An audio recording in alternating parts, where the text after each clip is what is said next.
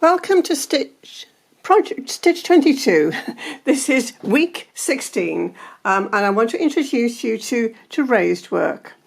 You used to be able to buy little templates for making monogram shapes on your linen. And this is a lovely decorative letter E, and it's made out of a paste substance which you can then tack onto your fabric and satin stitch very, very neatly over the whole thing, making you look a very professional embroiderer. Well, today we're going to look at a more contemporary way of stitching and making raised work. And this is using long stitches to pad out and build up little layers of long stitches, building up the layers, as you can see here. And then you go over the layers with another layer, and possibly with another layer.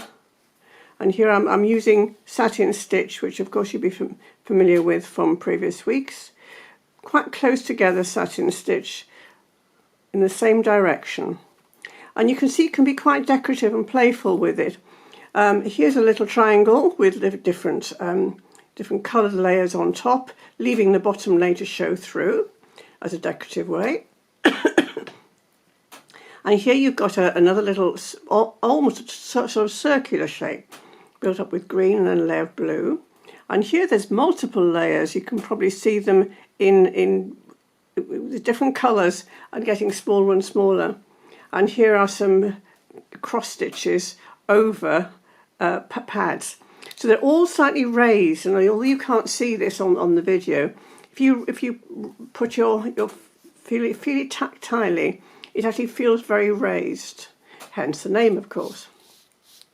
But of course you don't have to use stitching as your base layer. Here I've used little bits of credit card cut up, and I've just tacked them onto the back surface of the fabric, and I've used my favourite variegated thread to do long satin stitches very neatly side by side, building up a very silky satiny effect with them in different directions. Can you see how they're laid side by side? And you can have fun with that.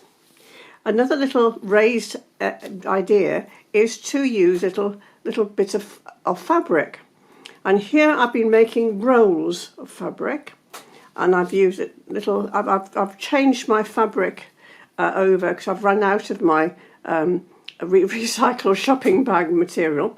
And here's some Winsiette sheeting which I've dabbed some colour onto, which I'm using now. And here it is. I'm going to roll a little shape, and I'm going to roll it over this thickish needle until I've got a nice little rolly wodge. And that's how those little raised part bits were created, and then stitched down with my thread.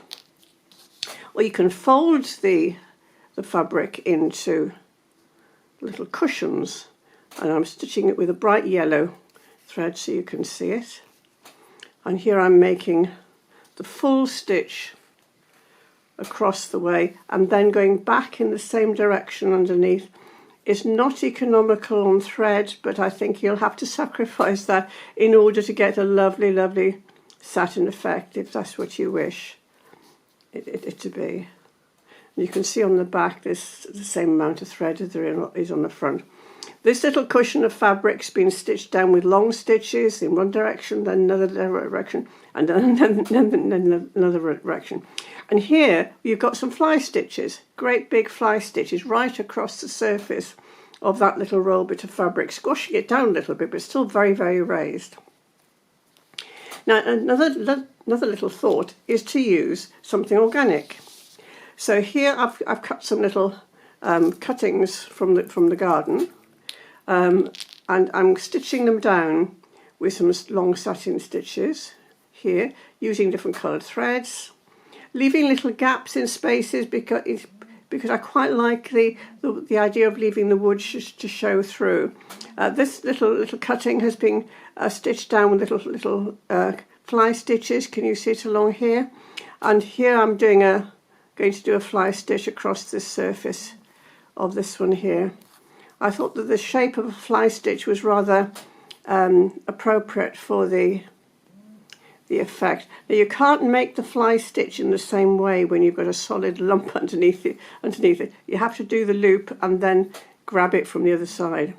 Then of course you can make as long a leg as you like. So that's the organic ideas. What about then looking around garden, garage, stationery cupboard? Paper clips. Paper clips stitched down with little shapes, gaps between to honour the shine of the silver underneath. Stitched down in a different way, more random. Stitched down here by building up the layers and layers and layers, and this really feels quite high. Then I've got some little brass hooks, which I thought were great fun, and stitched into the screw bit at the end, and then into the curve. And finally, there's some little circular shapes I found, which could well go with your eyelets or your stitch rings you did previously. And I'm using a little button here, and you can come up in the holes and stitch them down from the holes onto the outside. And this little shape here, which I'm not sure what it is, but it can be used that way, like making a volcano here. And there's a brass ring there, going around it, one inside the other, if you find ones which are different sizes for you. And perhaps there's a little project for you to bring this little group of objects over, just as a finale, which I haven't stitched down, but I'm just going to be suggestive of making a little composition, a still life composition perhaps, where you've got the scissors. Now you will have to donate these, of course, because if you stitch them down, they are going to be, so you could make an interesting composition, maybe, have a little play, and perhaps I'll donate that chunky needle as well. Have fun with raised work. Thank you for watching and listening, and I hope to see you next week with a different stitch and a different adventure. Thank you. Bye bye.